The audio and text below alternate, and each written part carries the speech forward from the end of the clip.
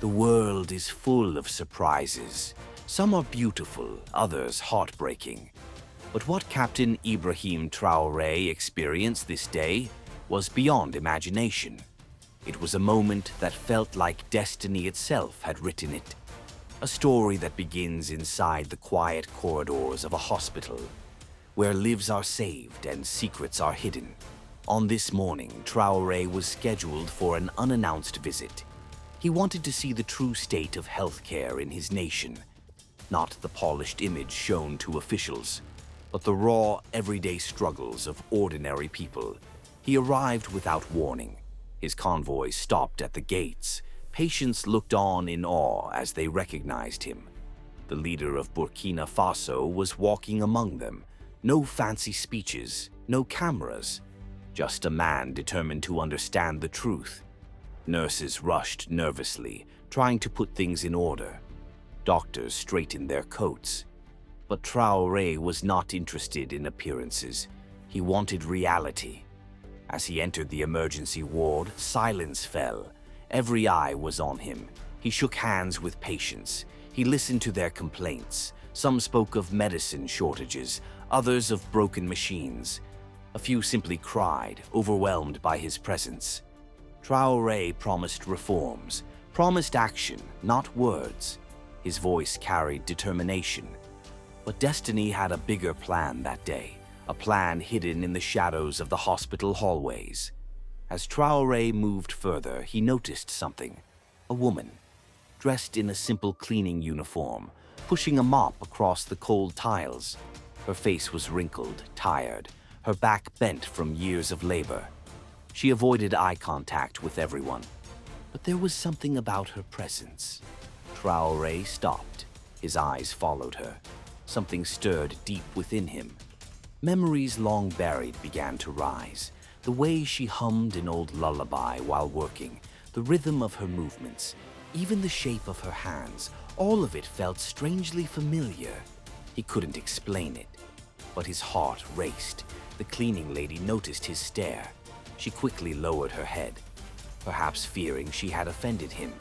"Continue your work," Traoré said gently, but his voice trembled.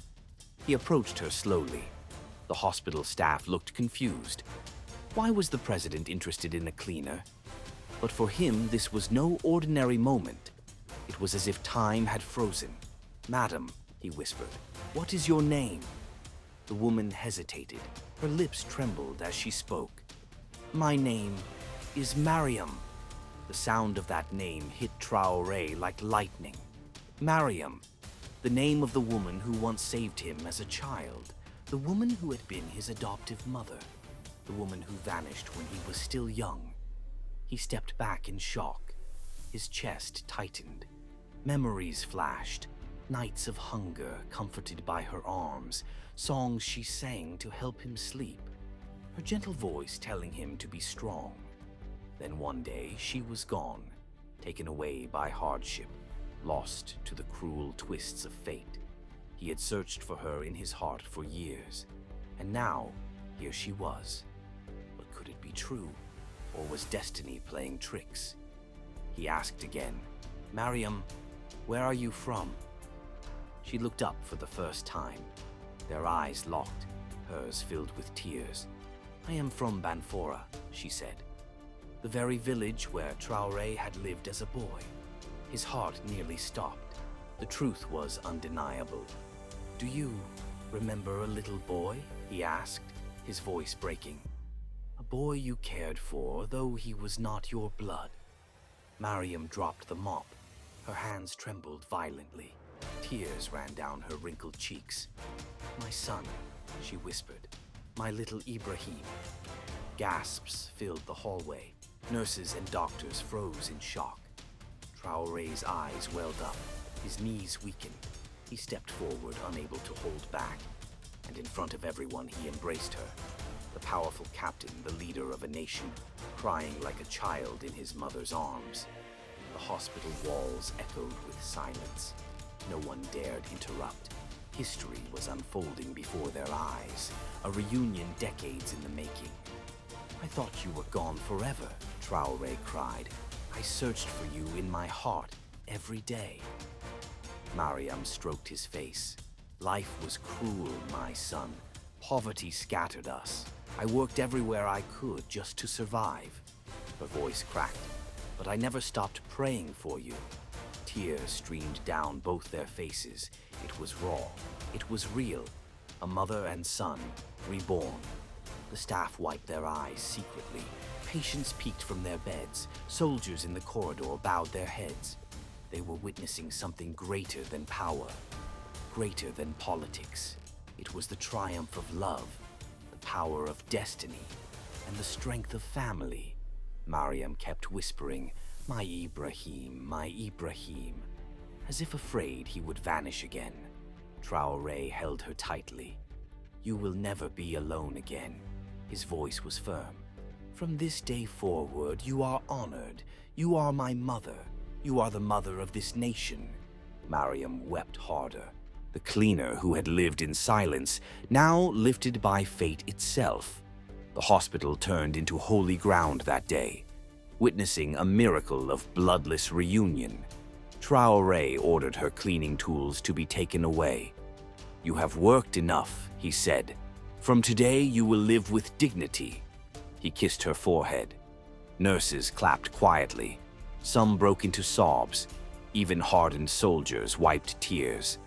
This was not politics. This was humanity. This was love rediscovered. The news spread like wildfire. Across Burkina Faso, people heard the story. Their leader had found his lost mother in a hospital, a woman of humble work, a cleaner who never gave up hope. Villagers danced, children sang songs about Mariam, old men called it a sign from God. The nation felt united by the miracle. Hope was reborn. Traoré spoke publicly days later. "Do not despise the humble," he said, "for greatness often hides in simplicity."